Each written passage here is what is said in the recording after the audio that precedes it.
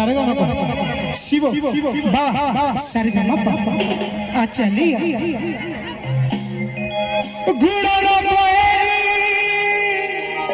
नहीं ना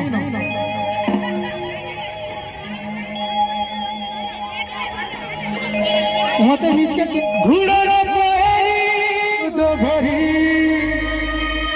चल चल चल तुई चालू दिले घुरी रखा पकड़ा उड़ तुई चाली गले घुरी छम छम छम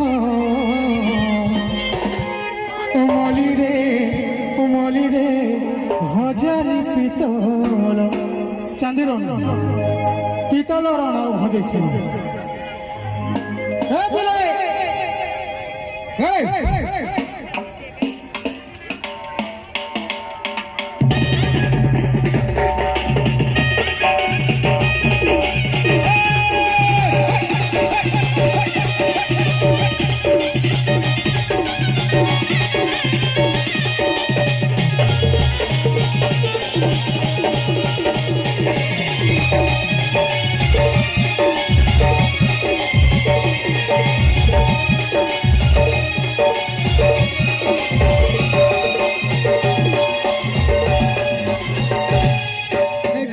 जुआन तुम्हें बुरी हेलो हमें जब देखिले जुआन तुम्हें बुरी हेलो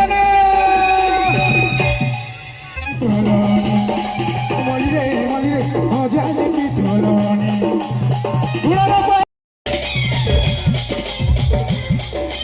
मलिरे हजार की धोलनी मलिरे हजार की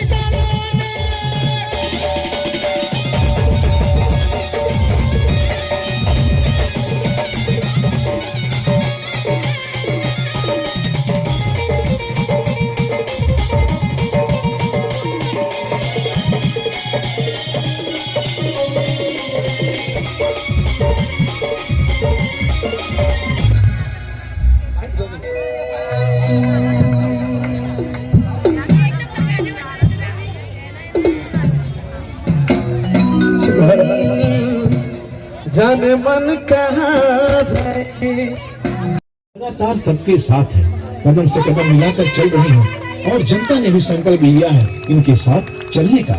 जन सेवा की है पहचान, नारी शक्ति की है शान, वक्त है नारी को सम्मान देने का, साथ चलने का। वे हाँ आपकी अपनी सावित्री जगत। त्योहार आ रहा है, सबसे बड़ा त्योहार नवाखाई का, और नवाखाई में भी हमको इसी तरह एकत्रित होकर के हमको दिखाना पड़ेगा कि भाई हमारे समाज में भी त्योहार आता है, क्योंकि हम लोगों को छुट्टी नहीं मिलता। ये हम लोगों का सबसे बड़ा समस्या है। सरकारी छुट्टी हर एक छोटे छोटे त्योहार में मिलता है, अगर नहीं मिलता है तो उड़िया समाज के नवाखाई का त्योहार में नहीं मिलता। हम लोग त्योहार में भी काम में जाते हैं, हम लोगों का वो समाज में झांसी की रानी जैसी हमारी दीदी के लिए हम चाहते हैं कि हमारे बीच हमारी दीदी हमारे लिए दो शब्द कहे, हमारा उत्साह बढ़ाते हुए मैं माइक दीदी को दे रही हूँ। मैं चाहती दीदी और हमारे लिए दो शब्द कहे। सब कोई मेरे साथ जयकारा लगाएंगे, बोलिए जय जगन्नाथ, जय जगन्नाथ। इतने मतलब आवाज जो है ना थोड़ा धीरे है, अपना नारी शक्ति है, ऐसा आवाज लगाइए कि जगन्नाथ प्रभु से मांगल के आशीर्वाद दे और दे भी रहे हो और ज्यादा दे हम लोगों को। बोलो जय जगन्नाथ, जय जगन्नाथ। बहुत बहुत धन्यवाद।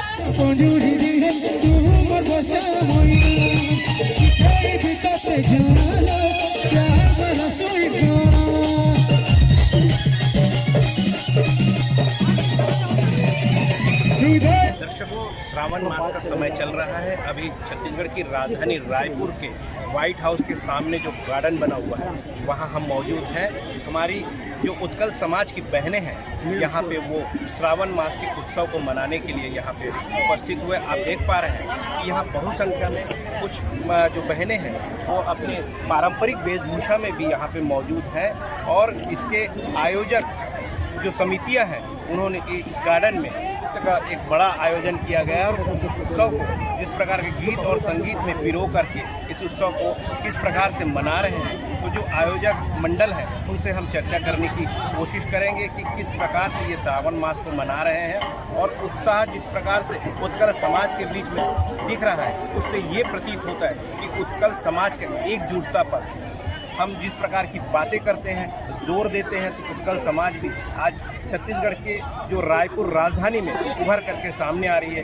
कई ऐसे चेहरे हैं जो समाज का प्रतिनिधित्व कर रहे हैं। निश्चित रूप से समाज में इनका मुखर जो चेहरा है आने वाले समय में राजनीतिक पटल पर भी आपको देखने मिलेगा। तो दर्शकों, आइए कि ये उत्सव को किस प्रकार से आयोजित कर रहे हैं और किस तरह से मना रहे हैं, प्रतिनिधि मंडल से हम बात करते हैं और आपके समक्ष साझा करते हैं। जो सावन मास उत्सव आप लोग मना रहे हैं उत्कल समाज के द्वारा, तो क्या आप लोगों की लक्ष्य है और किस तरह से आप लोग ये सावन मास लक्ष्य तो हर कोई का एक होता है अपने समाज में आगे बढ़ने का, समाज को लेकर के चलने का। लेकिन चूँकि ये सावन का पवित्र माह है और इसमें सावन महीना में अक्सर महिलाएं चूँकि 12 महीना होता है, हमेशा वो काम काज में व्यस्त रहती है। सावन का एक ऐसा माह होता है जो हरियाली का दिन रहता है, बारिश होती है, भगवान भोलेनाथ जी का उपवास रखते हैं, तो महिलाएं अक्सर सावन उत्सव मनाती है हर समाज की। हमारे समाज में भी ऐसा था कि अभी तक के ऐसा कार्यक्रम नहीं हुआ था। ये पहली बार ऐसा आयोजन हो रहा है कि सावन उत्सव मना रहे हैं, तो ये बहुत खुशी और बहुत हर्ष का विषय है कि हमारी महिलाएं भी लोगों और अन्य समाज की महिलाओं की तरह आगे आ करके उन्होंने मुझे सुझाव दिया कि नहीं दीदी, हमारे समाज में भी ये सब होते रहना चाहिए, अभी तक ये किसी ने नहीं किया, इसको करके हम भी सावन उत्सव, क्योंकि हम छत्तीसगढ़ में रहते हैं और छत्तीसगढ़ में पारंपरिक त्यौहार हर त्यौहार माना जाता है, तो सावन उत्सव भी हर समाज की महिला मानती है, तो हमारा उत्तर समाज भी मनाएगा। तो मैंने आपसे एक एंटिंग में कहा था कि जिस प्रकार से उत्कल समाज जो है उभर करके आ रहा है छत्तीसगढ़ में, तो क्या राजनीतिक पटल पे आप लोगों की क्या छवि होगी या राजनीतिक कोई तैयारी इस विषय को लेकर के चल रहा है? क्योंकि आपका जो प्रयास है, जिस प्रकार से मैं देख पा रहा हूँ कि इतनी महिलाओं को इकट्ठा करना आसान बात नहीं है, क्योंकि विश्वता भरी सबके जीवन है और उसमें इतनी महिलाओं को एकजुट करके एक रस में पिरो करके लाना, ये बहुत कठिन काम है। आप कैसे कर पाते हैं? निश्चित रूप से ये बहुत कठिन काम है, लेकिन इस काम को करने के लिए आज 10 साल लगा है। हम 10 साल से ज़मीनी स्तर से जुड़ करके महिलाओं के बीच में जा करके बहुत समय लगता है। जब कोई समाज में कोई नेतृत्व करता नहीं होता, कोई समाज कभी आगे नहीं आता है, उनको किसी चीज़ का अनुभव नहीं रहता है, तो उसको ऐसा लेकर के आने में बहुत तकलीफ़ों का सामना करना पड़ता है। निश्चित रूप से हम हर वार्ड में जा करके महिलाओं को जागरूक करने का काम कर रहे हैं और धीरे धीरे एक एक करके महिलाएं हमसे जुड़ते जा रही है।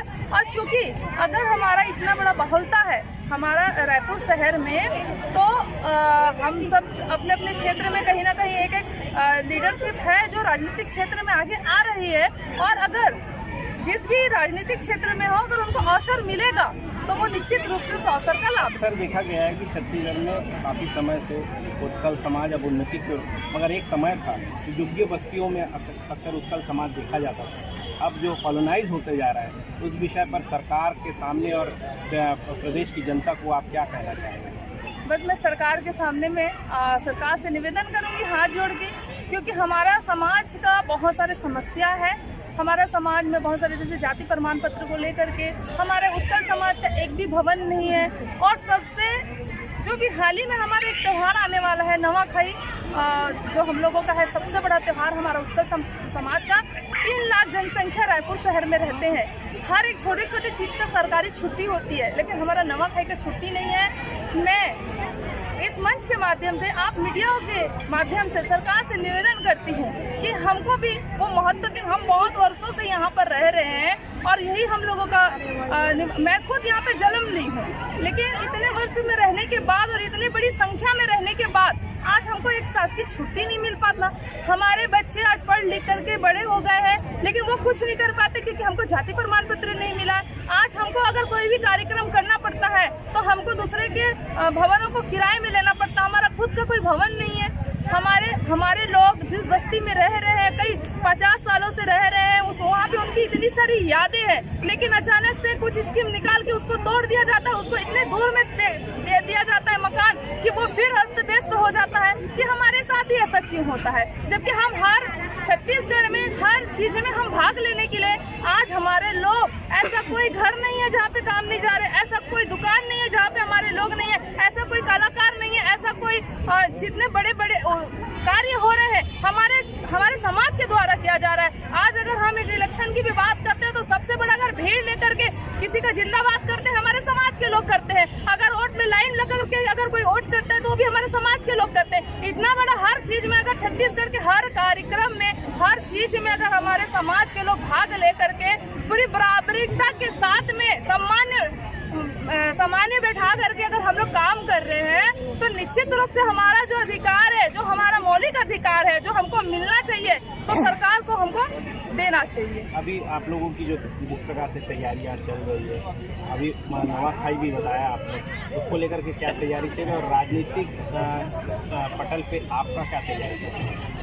देखिए, अभी तो मैं समाज की बात कर रही हूँ कि हमारा नवाखाई आ रहा है और हम जिस प्रकार से हमारा बहुत सारी तैयारी हो गई है। 1 अक्टूबर को शहीद स्मारक भवन में बहुत बड़ा आयोजन भी होने जा रहा है और हम निश्चित रूप से हम अपनी एकता को दिखाएंगे।